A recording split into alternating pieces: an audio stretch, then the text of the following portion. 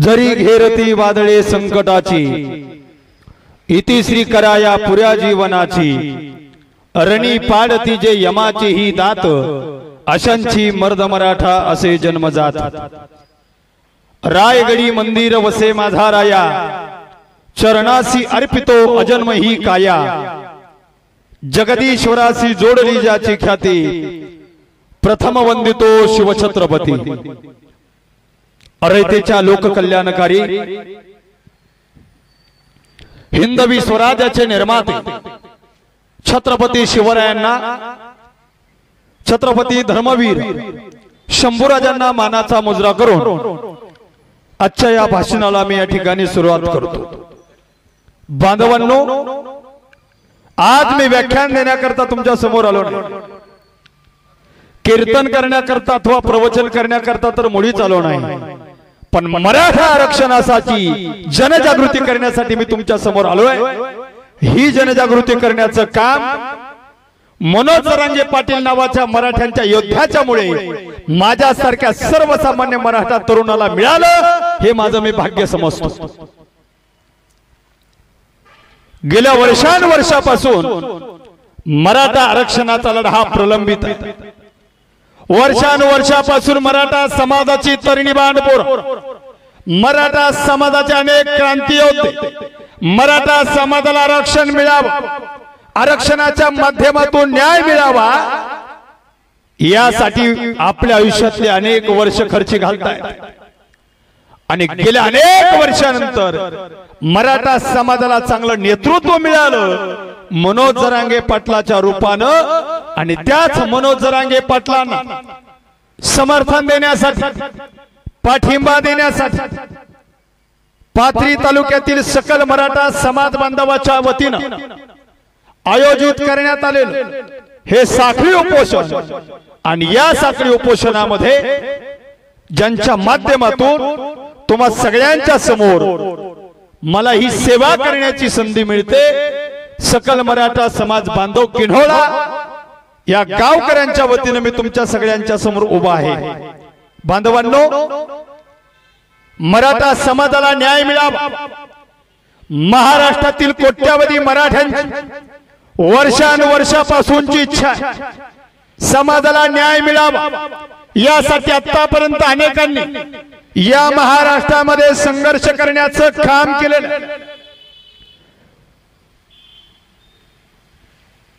अण्णासाहेब पाटील नावाच्या मराठा समाजाच्या आमदारांनी ठरवलं, माझ्या मराठा समाजाला न्याय मिळाला पाहिजे, माझ्या मराठा समाजाला आरक्षण मिळालं पाहिजे। आणि अण्णासाहेब पाटलांनी उभ्या हयातीमध्ये मराठ्यांच्या पोरांचं संघटन करण्याचं काम केलं। मराठा महासंघाच्या माध्यमातून मोठी संघटना तयार केली आणि मराठ्यांच्या पोरांना एकजूट करण्याचं काम केलं। उद्देश एकच, मराठ्यांनी संघटित व्हावं, मराठ्यांना न्याय मिळावा, मराठ्यांना आरक्षण भेटावं। हयातभर झटले अण्णासाहेब पाटील, पण या मराठ्यांना न्याय मिळाला नाही। आणि त्याच वेळी अण्णासाहेब पाटलांनी ठरवलं, जर माझ्या कुणबी मराठ्यांना, जर माझ्या क्षत्रिय मराठ्यांना न्याय मिळत नसेल तर माझ्यासारख्या मराठ्याच्या नेत्यानं स्वतःला आमदार म्हणून घेणं हे माझ्या नियतीला शोभत। मी मला आमदार म्हणून घ्यायचं, मी मला मराठ्यांचा नेता म्हणून घ्यायचं, आणि मराठ्यांच्या लेकरांना जर आरक्षण मिळत नसेल तर माझा स्वाभिमान कशासाठी मी गहाण ठेवायचं। आणि अण्णासाहेब पाटलांनी शपथ घेतली, जोपर्यंत माझ्या समाजाला न्याय मिळत नाही तोपर्यंत मी शेवटपर्यंत समाजासाठी लढेल। आणि मराठा तरुणांना एकत्रित केलं आणि एके दिवशी तर शपथ घेतली, जोपर्यंत माझ्या मराठा तरुणांना न्याय मिळत नाही तोपर्यंत मी फक्त आणि फक्त समाजासाठी लढणार। पण एक वेळ अशी आली, समाजासाठी मरण्याचं ठरवलं अण्णासाहेब पाटलांनी। उद्या सकाळच्या सूर्योदयापर्यंत जर माझ्या मराठ्यांना आरक्षण मिळालं नाही तर हा अण्णासाहेब पाटील उद्या सकाळचा सूर्योदय पाहणार नाही। आरक्षण मिळालं नाही, अण्णासाहेब पाटलांनी स्वतःच्या डोक्यात गोळी झाडून आत्महत्या केली। हे मराठा आरक्षणासाठीचं पहिलं बलिदान होतं बांधवांनो। हे पहिलं बलिदान आपल्याला अजिबात विसरून चालणार नाही। अण्णासाहेब पाटलांनी आत्महत्या केली। सुशिक्षित बेरोजगार होते आणि त्यामुळे नोकरी मिळाली नाही म्हणून आत्महत्या अण्णासाहेब पाटलांची नव्हती। शेती पिकली नाही, कर्जबाजारी झाले म्हणून आत्महत्या अण्णासाहेब पाटलाची नव्हती। तर माझ्या गरीब मराठ्यांच्या पोरांना न्याय मिळत नसेल तर माझ्या सारख्या मराठ्याच्या आमदारानं कशाला हा स्वाभिमान फुकटचा मिरवायचा आणि हाच स्वाभिमान गहाण ठेवायचा नाही। आणि अण्णासाहेब पाटलांनी आरक्षणासाठी बलिदान दिलं, गोर गरीब मराठ्यांच्या न्यायासाठी। अण्णासाहेब पाटील हे आरक्षणासाठी बलिदान देणारे मराठ्यांचे पहिले क्रांतियोद्धे ठरले। अरे मराठ्याच्या हाताच्या एका तरी आमदारानं अण्णासाहेब पाटलाचा आदर्श घेणं गरजेचं आहे।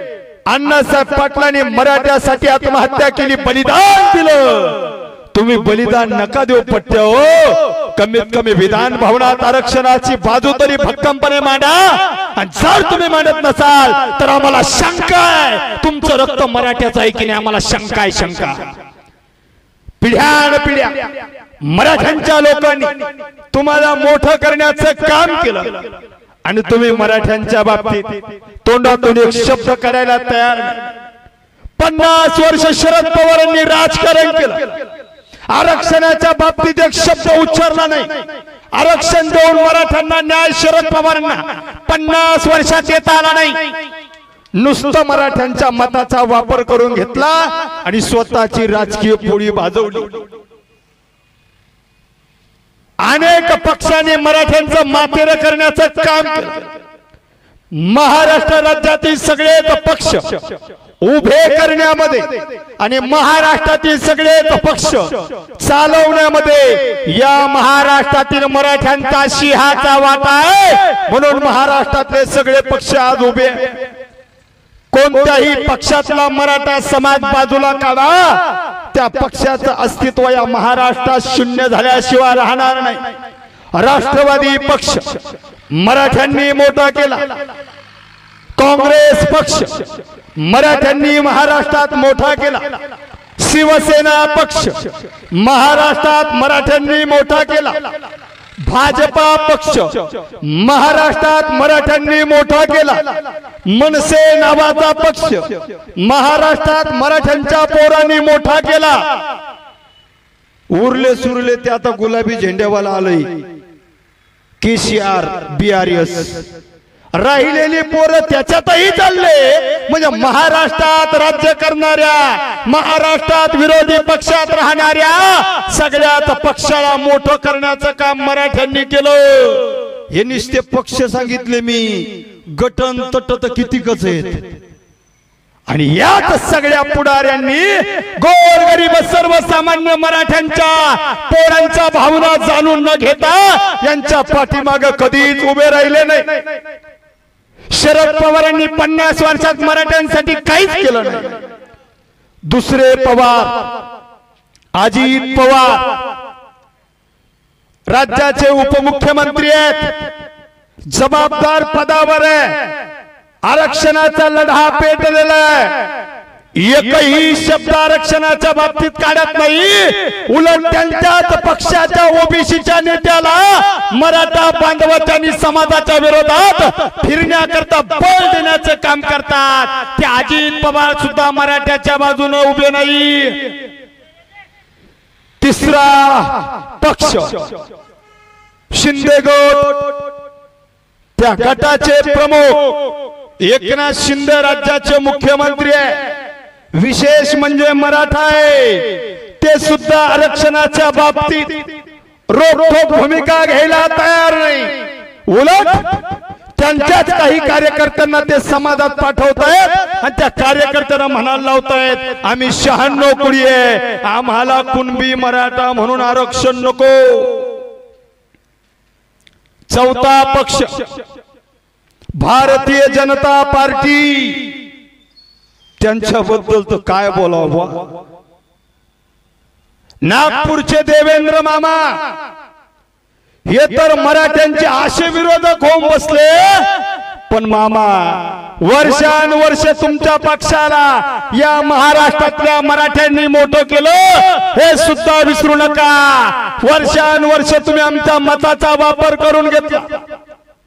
तुमचे गुरु दिल्लीतले दाढीवाले बाबा ज्यावेळी 2014 ला महाराष्ट्रात पहिल्यांदा चांगल्या पद्धतीने फिरू लागले, त्यांची लाट आली होती तेव्हा लाट, त्यावेळी ते म्हणत होते भाई और बहनों, सगळ्या मराठा बांधवांना हिंदू म्हणून एकत्र करण्याचे काम त्यांनी 2014च्या निवडणुकीमध्ये केलं। हिंदू धर्म खतरे में है, हिंदू जागो हिंदू जगाओ, हर हर मोदी घर घर मोदी, नमो नमो नमो नमो, शिव छत्रपतीचा आशीर्वाद, चला देऊ मोदीला साथ, या घोषणा तुम्ही केल्या। तुमच्या घोषणेवर हिंदू म्हणून, जय श्रीराम म्हणून, भगव्याचे समर्थक म्हणून महाराष्ट्रातला सगळा मराठा समाज तुमच्या पाठीमागे खंबीरपणे उभा राहिला आणि तुमचं सरकार या महाराष्ट्रात निवडून दिलं।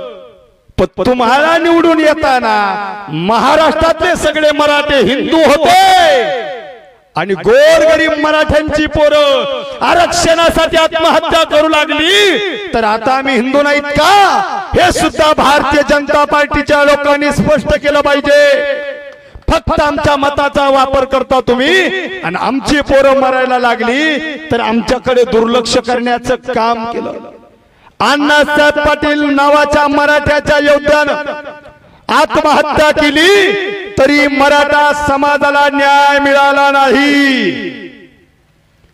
त्यानंतर अण्णासाहेब जावळे पाटील, देवीदासजी ओरजे सर, विनायकजी मेटे साहेब, संजयजी सावंत, मराठा समाजाच्या अनेक योद्ध्यांनी समाजाची जागृती करण्याचं काम केलं, समाजाला एकसंघ करण्याचं काम केलं। आरक्षण मराठ्यांना मिळावं यासाठी हयातभर झटत राहिले। म्हणून तर मराठा आरक्षणाच्या मीटिंगला जाताना मेटे साहेबांचं अपघाती निधन झालं। अरे आमची माणसं आरक्षणासाठी योद्धे जीवाचं रान करत होते, त्यांचं आयुष्य संपलं, पण तरी आमच्या मराठ्यांना न्याय मिळाला नाही।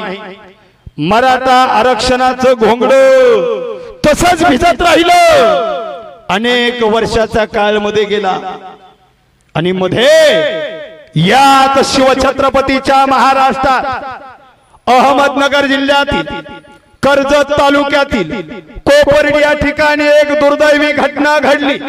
या घटनेनं संपूर्ण देश हळहळून गेला होता। कोपर्डीतल्या श्रद्धा बबनराव सुद्रिक नावाच्या ताईवर काही नराधमांनी अन्याय अत्याचार आणि बलात्कार करून तिची निर्घृणपणे हत्या करण्यात आली। आरोपीला अटकही करण्यात आली आणि याच घटनेचं दुःख आणि याच घटनेच्या निषेधार्थ महाराष्ट्रातील विखुरलेला लाखो मराठा एकत्र आला आणि प्रत्येक जिल्ह्याच्या ठिकाणी मराठ्यांनी मोर्चे काढले। घटनेचं दुःख व्यक्त करायचं होतं म्हणून मराठ्यांनी मोर्चे काढले शांततेच्या मार्गाने। कुणालाही बोलायचं नाही, कोणत्याही घोषणा करायच्या नाही, फक्त एकजूट दाखवून निषेध करायचा। म्हणून त्या मोर्चाला नाव दिलं मराठा क्रांती मूक मोर्चा। लाखो मराठे एकत्र जमले। मोर्चात अनेक मागण्या मराठ्यांच्या होत्या, पण दोन मुख्य मागण्या। मागणी क्रमांक 1, कोपर्डीतील श्रद्धाताईवर बलात्कार करणाऱ्या बलात्काऱ्यांना फाशीची शिक्षा देण्यात यावी। आणि मागणी क्रमांक 2, मराठा समाजाची आरक्षणाची मागणी तात्काळ पूर्ण करण्यात यावी।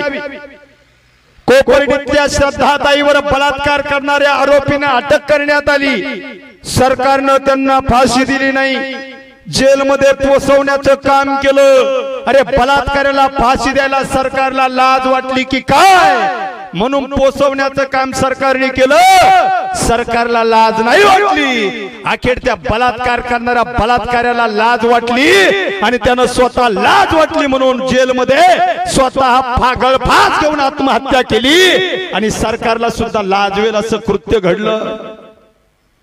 मागणी क्रमांक 2, मराठ्यांना आरक्षण देण्यात यावं।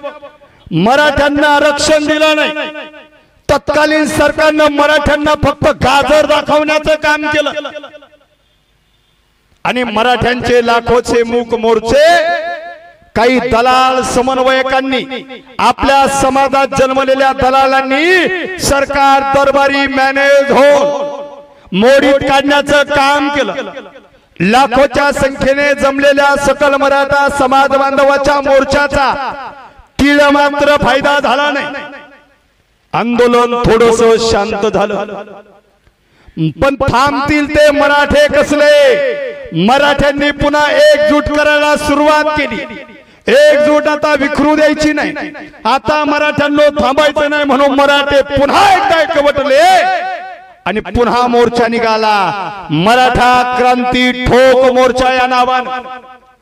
ठोक मोर्चा हा नावाला ठोक मोर्चा होता, पण कुठल्याही ठोक मोर्चात कोणत्याही जिल्ह्यात मराठ्याच्या कोणत्याही पोरानं हातात काठी घेतली नाही, हातात दगड घेतले नाही, हातात काडी पिटी घेतली नाही आणि शांततेच्या मार्गाने मराठ्यांनी मोर्चे काढले। अरे मराठा समाज हा शिस्तप्रिय आहे, मराठा समाज हा शांतता प्रिय आहे, मराठा समाज हा संयमी आहे, मराठा समाज हा घटना मानणार आहे, मराठा समाज हा संविधान मानणार आहे। म्हणून मराठ्यांनी आतापर्यंत 58 मूक मोर्चे लाखोच्या संख्येने जमून काढले, पण एखादा वाईट शब्द मराठे कुणाला बोलले नाही। लाखो मराठे जमले, पण लाखो मराठ्यांच्या गर्दीतून ॲम्ब्युलन्स गाडी एका मिनिटात बाहेर पडत होती। ही शिस्त मराठ्यांनी जगाला दाखवून दिली आणि मराठा समाज हा शिस्तबद्ध आहे हे पुन्हा एकदा सिद्ध करून दाखवलं। खरं मराठा समाज हा घटना मानतो, कारण आमच्या बाबासाहेबांनी आमची घटना लिहिताना स्पष्टपणे लिहिलंय की भारताची राज्य घटना लिहिताना मला फारसे कष्ट पडले नाही, कारण माझ्या डोळ्यासमोर छत्रपती शिवरायांचं स्वराज्य होतं। आमच्या बाबासाहेबांनी आमच्या शिवरायांना आदर्श मानून जर घटना लिहिली असेल तर या मराठ्यांची पोरं त्या घटनेचा आदर सन्मान करणार। आम्हाला कुणी घटना शिकू नका, बाबासाहेबाला आम्ही आमचा बाप म्हणतो आणि छत्रपतींना आम्ही आमच्या बापाचा बाप म्हणजे आजोबा म्हणतो, हे सुद्धा विसरू नका। कारण आमच्या बाबासाहेबांनी कोणत्याही पत्राची सुरुवात करताना मजकूर लिहायचे जय शिवराय, आणि त्याच बाबासाहेबांचा विचारांचा वारसा घेऊन महाराष्ट्रातील तमाम, त्यात शिवरायांच्या छत्रपती शिवरायांच्या विचाराचा वारसा घेऊन महाराष्ट्रातील तमाम जनता, 18 पगड जातीचे लोक मराठा आरक्षणाच्या लढाईत मराठ्यांच्या पाठीमागे खंबीरपणे उभा आहे। हा शिवछत्रपतीचा ज्वलंत विचार आजही या महाराष्ट्रामध्ये जिवंत आहे, हे सुद्धा विसरता कामा नये। अण्णासाहेब पाटलाच्या बलिदानानंतर मूक मोर्चे ठोक मोर्चे झाले तरी आरक्षण मिळालं नाही। आता मात्र मराठ्यांची पोरं दुःखी झाली। आम्हाला चांगले मार्क पडून नोकरी मिळत नसेल आणि दुसऱ्या समाजाच्या आमच्या मित्राला कमी मार्कावर जर नोकरी लागत असेल तर या देशात समता शिल्लक आहे का? या देशात गुणवत्तेला काही महत्व आहे का? या देशात चतुराईला हुशारीला काही महत्व आहे की नाही? याच दुःखातून मराठ्यांची लेकरं उद्विग्न झाली आणि उद्विग्नतेतून आरक्षणा अभावी नोकरी गमावलेल्या मराठ्यांच्या लेकरांनी आत्महत्या करण्यासारखं टोकाचं पाऊल उचललं। 42-43 आत्महत्या मराठा क्रांती मोर्चा नंतर झाल्या। आमचा काकासाहेब शिंदे नावाचा मराठ्यांचा पोरगा कायगाव टोका या ठिकाणी नदी पात्रात जलसमाधी घेऊन उडी घेतो आणि मराठा आरक्षणासाठी बलिदान देतो। कोणी पोरगा रेल्वे पटरीवर झोपतो आरक्षण मिळालं नाही म्हणून बलिदान देतो, कुणी पोरं विष प्राशन करतात, कुणी पाण्याच्या टाकीवरून उड्या मारतात आणि मराठ्यांच्या 42-43 तरुण तरुणीनं आरक्षणासाठी आत्महत्या करावं हेच या मातीचं दुर्दैव आहे। आणि याच मराठा कुळात जन्मलेल्या राजर्षी शिवछत्रपतीच्या वंशजांनी राजर्षी शाहू महाराजांनी आणि याच मराठा कुळातल्या राजर्षींनी आरक्षणाची चळवळ सुरू करावी। आरक्षणाचे जनक असणाऱ्या शाहू महाराजांच्या मराठा या जमातीला आरक्षणासाठी रस्त्यावर उतरावं लागतं, यासारखी मोठी खंत कोणती नाही बांधवांनो। मराठ्यांचे लाखोचे मोर्चे निघून सरकार मराठ्यांना न्याय देईल वाटलं होतं, दिला नाही। अरे गर्दी जमून न्याय मिळत नाही, पण कमीत कमी मराठ्यांची लेकरं आत्महत्या करू लागली आणि मराठ्यांच्या दुःखद भावना तरी सरकारने जाणून घ्यायला पाहिजे होत्या आणि मराठ्यांच्या लेकराच्या पदरात आरक्षणाचा हक्क टाकायला पाहिजे होता, तरी सरकारनं मराठ्यांना न्याय दिला नाही। पुन्हा बरेच दिवस आरक्षणाचं घोंगडं भिजत पडलं, पण शांत बसतील ते मराठे कसले। दिवस उजाडला 29 ऑगस्ट 2023 आणि याच महाराष्ट्रातील जालना जिल्ह्यातील अंबड तालुक्यातील शहागड या ठिकाणी वास्तव्य करणाऱ्या फाटक्या कपड्याच्या 2 एकर जमिनीवाल्या ऊसतोड कामगाराच्या सर्वसामान्य अत्यंत गरीब पण मराठा समाजासाठी तळमळीनं काम करणाऱ्या व्यक्तीनं 29 ऑगस्टला शहागड येथील पैठण फाटा या ठिकाणी आरक्षणाच्या मागणीसाठी मराठा आरक्षण जनाक्रोश मेळाव्याचं आयोजन केलं। 5000 लोक येतील वाटलं होतं, जास्तीत जास्त 10,000 लोक येतील वाटलं होतं, पण सर्वसामान्य व्यक्तीनं आवाज दिला आणि लाखो मराठी शहागडला जमले आणि त्या व्यक्तीच्या नेतृत्वावर फिदा झाले। त्या व्यक्तीचं नाव आहे मनोज जरांगे पाटील। 5 तास जालना बीड हायवे अडवला।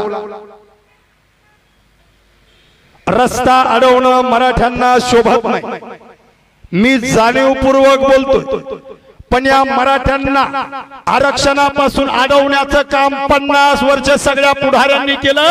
अरे तुम्ही 50 वर्ष मराठ्यांना अडवालात, मग तुमचा रस्ता 5 तास अडवलं तर बिघडलं कुठं? म्हणून मराठ्यांनी 5 तास रस्ता रोको केला। जरांगे पाटलांनी तिथं भाषण केलं आणि एक वाक्य मनाला भोवणार होतं।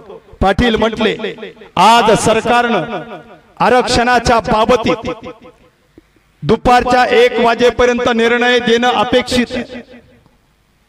आज दुपारच्या 1 वाजता एक तर मराठा आरक्षणाची विजय यात्रा निघेल, नाही तर या मनोज जरांगेची अंत्ययात्रा। टाळ्यांचा कडकडाट झाला, घोषणाबाजी झाली, जन आक्रोश मेळावा संपला।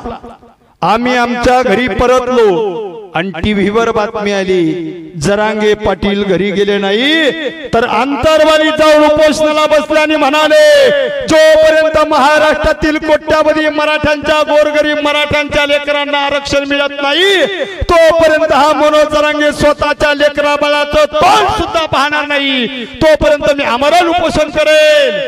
सराटी अंतरवाली जाऊन उपोषणाला बसले। ज्या मनोज जरांगे पाटलाच्या शब्दावर एका दिवसात लाख मराठे गोळा होत असतील, तेच मनोज जरांगे पाटील जर उपोषणाला बसले तर महाराष्ट्रातील कोट्यावधी मराठ्यांना एकत्र केल्याशिवाय राहणार नाही। याच भीतीनं सरकारच्या पायाखालची माती सरकली। उपोषणाच्या दुसऱ्या दिवशी 30 ऑगस्ट रोजी रात्रीच्या 2 वाजता पोलिसांचा फौजफाटा सराटी अंतरवालीत आला। मध्यरात्री 2 वाजता पोलिसांनी जरांगे पाटलाला उठवण्यासाठी विनंती केली। पाटील म्हटले, आता उठणार नाही, जोपर्यंत आरक्षणाचा जी.आर घेत नाही तोपर्यंत उठणार नाही, मेलो तरी चालेल। ते माघारी गेले व पोलीस। उपोषणाच्या 3ऱ्या दिवशी संध्याकाळी 4-5 वाजेची वेळ असेल, पोलिसांचा फौजफाटा सराटी अंतरवाली देणार। बातमी सराटी अंतरवालीत पोहोचली आणि जरांगे पाटील स्टेजवर होते। सगळ्यांना कळालं पोलिसांच्या मोठमोठ्या व्हॅन येत आहे, डोक्यात हेल्मेट घातलेले, हातात काठ्या घेतलेल्या, कोणत्याही पद्धतीने जरांगे पाटलाला ते उठवणार। आणि सावध झाले मराठे अंतरवालीतले। स्टेजवर जरांगे पाटील झोपले होते, आजूबाजूला महिला मंडळ बसलं होतं, पाठीमाग बॅनर होता, महिला मंडळीने बॅनर मध्यभागी फाडला। ऐका बरं का, महिला मंडळीने बॅनर मध्यभागी फाडला। फाडलेल्या बॅनर मधून पाटलाला पाठीमाग काढून दिलं आणि पाटलाच्या जागेवर दुसरे जरांगे पाटील झोपवले आणि अंगावर शाल टाकली। पोलिसांचा फौजफाटा आला, जरांगे पाटलाला उचलण्याचा प्रयत्न केला, उचललं, पण कोणत्या दुसरे जरांगे पाटील झोपवले होते। पण मराठ्यांच्या पोरांनी त्याही घटनेचा प्रतिकार करण्याचा प्रयत्न केला, पण मराठ्यांच्या पोरावर काठी चालवण्याचं काम पोलिसांनी केलं। मराठ्यांच्या पोराची डोके पोलिसांनी फोडली। एवढ्यावर थांबले नाही, स्टेजवर बसलेल्या महिला मंडळीच्या डोक्यात काठ्या मारण्याचं काम पोलिसांनी केलं। एवढ्यावरही थांबले नाही, इथं उपोषण आहे, शेजारी मंदिर आहे, मंदिरात महिला मंडळ लेडीज त्या ठिकाणी हरिपाठ घेत होत्या। एका हातानं महिलांच्या गळ्यातला टाळ काढावा आणि दुसऱ्या हातानं महिला मंडळीच्या डोक्यात काठीने मारावं आणि डोके फोडण्याचं महापाप पोलिसांनी केलं। या घटनेचा प्रतिकार मराठ्यांची पोरं करू लागली। पोलीस तेवढ्यावर थांबले नाही, आमच्या मराठ्याच्या तरण्या बांड पोरावर गोळीबार करण्याचं काम पोलिसांनी केलंय। पोरांनी गोळ्या झेलल्या, आमच्या 4 गोळ्या, 10 गोळ्या, 15 गोळ्या, एका पट्ट्याला तर 24 गोळ्या लागल्या। 24 त्याला संभाजीनगरच्या गॅलेक्सी हॉस्पिटल मध्ये ऍडमिट करण्यात आलं। तो पोरगा डॉक्टरला काय म्हणत होता माहिती का? डॉक्टर साहेब, किती गोळ्या राहिल्यात माझ्या शरीरामध्ये? काय काढायचं ते काढा, नाही तर बाकीच्या राहू द्या, पण 14 तारखेच्या विराट सभेला मला अंतरवालीला जाऊ द्या। मराठ्यांची पोरं गोळ्या झेलून सुद्धा जरांगे पाटलाच्या पाठीमागे खंबीरपणे उभे राहू लागली। सरकार माईबाप, अरे छातीत गोळ्या झेलून सुद्धा मराठे जरांगे पाटलाच्या पाठीमागे उभे राहतात। आमचे पोरं आता क्रांतिकारी झालेत, आता मराठ्याच्या संयमाचा अंत पाहू नका। ती घटना दुर्दैवी घडली, लांब गेले तिकडून। ते पोलिसांनी विचार केला, बा जरांगे पाटील एवढे शांत कस काय झोपले? अंगावरची शाल काढली, दुसराच पठ्ठा निघाला। पोलिसांना वाटलं जरांगे पाटलाने आपल्याला थड। पोलिसांनो, तुम्ही पोलीस असाल, 350 वर्षापूर्वी शिवछत्रपतींनी राबवलेला शिवकाळातला गनिमी कावा या महाराष्ट्रातल्या मराठ्यांच्या महिला मंडळींनी दाखवून दिला। छत्रपतीचा गनिमी कावा चांगल्या चांगल्यांना कळला नाही, तुम्हाला काय कळणार? आणि जरांगे पाटलाचं उपोषण उठवण्यापासून थांबवलं, पण सरकारचा उलटा खेळ झाला। करायला गेले एक आणि झालं दुसरंच, करायला गेले गणपतीन झाला मारुती। उपोषण मोडीत न निघता 1000 पटीनं पेटून उठलं आणि याच लाठी हल्ल्यामुळे सराटी अंतरवाली सारख्या खेडेगावात चाललेलं उपोषण क्षणार्धात महाराष्ट्राच्या कानाकोपऱ्यात मनोज जरांगे पाटील आणि सराटी अंतरवाली हे नाव पोहोचलं। आणि याच लाठी हल्ल्यामुळे महाराष्ट्रातील लाखो मराठे सराटी अंतरवालीच्या दिशेने येत होते आणि जरांगे पाटलांना आपला भक्कम पाठिंबा देत होते। मी ज्या दिवशी पाटलांना भेटायला गेलो, सराठी अंतरवालीत निघालो असताना 3 किलोमीटरवर मला माझी गाडी लावावी लागली। गाडीतून खाली उतरलो, 3 किलोमीटर लोकांच्या गर्दीतून निघालो होतो। ती गर्दी पाहिली, गाड्यांची ट्रॅफिक पाहिली आणि विचार केला, आपण जायला तर अंतरवालीला निघालो होतो, पण गर्दी पाहून वाटलं आपण पंढरपुरात आलो की काय। अरे सराटी अंतरवाली मराठ्यांचं पंढरपूर बनली होती आणि मनोज जरांगे पाटील मराठ्यांचे पांडुरंग बनले होते। आणि त्याच वेळी महाराष्ट्रातील मराठ्यांचा वाढता पाठिंबा सरकारनं पाहिला। सरकारला वाटलं आता यांच्या नादाला न गेलेलं बरं, आमरण उपोषण आहे, 8 दिवसात सोडून देतील। 8 दिवस झाले उपोषण सोडायला पठ्ठ्या तयार नाही, 10 दिवस झाले उपोषण सोडलं नाही, 12 दिवस झाले उपोषण सोडलं नाही।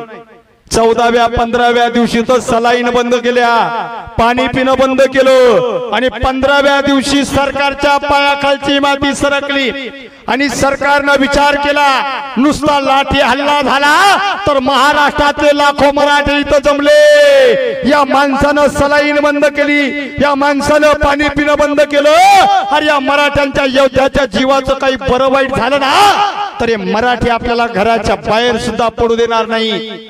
सरकारनं याच भीतीपायी उपोषणाच्या 15व्या दिवशी राज्याच्या मुख्यमंत्र्याचा फोन जरांगे पाटलांना आला, पाटील तब्येतीची काळजी घ्या, उपोषण सोडा, समाजाला आपली गरज आहे, आम्ही तुमच्या आरक्षणाच्या बाबतीत कटिबद्ध आहोत, आम्ही तुम्हाला 100% आरक्षण देणार आहोत।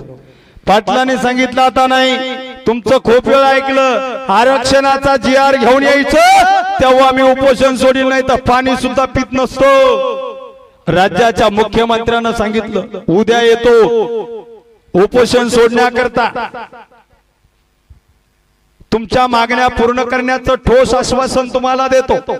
आणि उपोषणाच्या 16व्या दिवशी राज्याचे मुख्यमंत्री सराटी आंतरवालीमध्ये येणार ठरलं, वेळ ठरली सायंकाळी 5:30 वाजेची, 5 वाजले आणि अचानक टीव्हीला बातमी आली मुख्यमंत्री एकनाथ शिंदे यांचा दौरा अचानक रद्द। कसं काय? कोट्यावधी मराठ्यांच्या नेतृत्वाला आणि कोट्यावधी मराठ्यांना दिलेला शब्द मोडून त्यांचा दौरा अचानक कसं काय रद्द होतो? त्याचं कारणही लगेच समोर आलं। ज्या दिवशी मुख्यमंत्र्यांनी दौरा रद्द केला त्या दिवशी महाराष्ट्रात एक व्हिडिओ सोशल मीडियावर प्रचंड प्रमाणात व्हायरल झाला। त्या व्हिडिओत 3 माणसं होते, ते आरक्षणा संदर्भात पत्रकार परिषद घ्यायला वर्षा बंगल्यावर निघाले होते। ते 3 माणसं कोण होते सांगू? ठाण्याचे काका होते, बारामतीचे दादा होते आणि नागपूरचे मामा होते। कळलं? ठाण्याचे दाढीवाले शिंदे काका होते, बारामतीचे दाढी करून आलेले अजित दादा होते आणि नागपूरचे देवेंद्र मामा होते। हे आरक्षणा संदर्भात पत्रकार परिषद घ्यायला निघाले होते आणि बिचारे सहज बोलत चालले होते आणि सहज बोललं की शब्द पोटातले असतात आणि ठरवून बोललं की शब्द ओठातले असतात। खरं आहे ना? बिचारे सहज पोटातले शब्द बोलत होते आणि बोलता बोलता ठाण्याचे शिंदे काका म्हटले आपलं काय, बोलून मोकळं व्हायचं आणि निघून जायचं। तेवढ्या दादा म्हटले यस। लगेच मामा म्हटले माईक चालू आहे। काका दादा मामाचा हा सहज साधलेला संवाद त्या व्हिडिओ मध्ये रेकॉर्ड झाला आणि पाहता पाहता महाराष्ट्रातल्या प्रत्येक मराठ्याच्या मोबाईल मध्ये गेला। या व्हिडिओनं एवढी ताकद तयार झाली, दहशत तयार झाली, व्हायरल झालेल्या 10-20 सेकंदाच्या व्हिडिओमुळे राज्याच्या मुख्यमंत्र्याला पाय लावून पळावं लागलं। ही मराठ्यांच्या एकीच्या वज्रमुठीची ताकद आहे बांधवांनो। पुन्हा म्हटले कायदा व सुव्यवस्थेचा प्रश्न निर्माण होऊ नये म्हणून मी आलो नाही। जरांगे पाटील म्हटले बिनधास्त या, पाठीत खंजीर खुपसणारे मराठे नसतात, या इथं काहीच अडचण नाही, काही प्रॉब्लेम होणार नाही। उपोषणाच्या 17व्या दिवशी मुख्यमंत्री आले, 30 दिवसाची वेळ द्या, घटनेच्या चौकटीत बसेल, सुप्रीम कोर्टात टिकेल असं आरक्षण आम्ही तुम्हाला देऊ। 30 दिवस मुख्यमंत्र्याने मागितले। जरांगे पाटील म्हटले आमचा तुमच्यावर पूर्णतः विश्वास आहे, तुम्ही 30 दिवस मागता, आम्ही 40 दिवस देतो, पण 40व्या दिवशी आरक्षण द्यावं लागेल। उपोषण सुटलं, मुख्यमंत्री निघून गेले। सरकारनं 30 दिवस मागितले होते, तिथून पुढे 10 दिवस शिल्लक राहतात। सरकारला बोनस समाजाच्या वतीनं दिलेले। सरकारचे 30 दिवस ज्या दिवशी संपतात त्या दिवशी आपल्याला सरकारला उरलेल्या 10 दिवसाची जाणीव करून द्यायची आहे।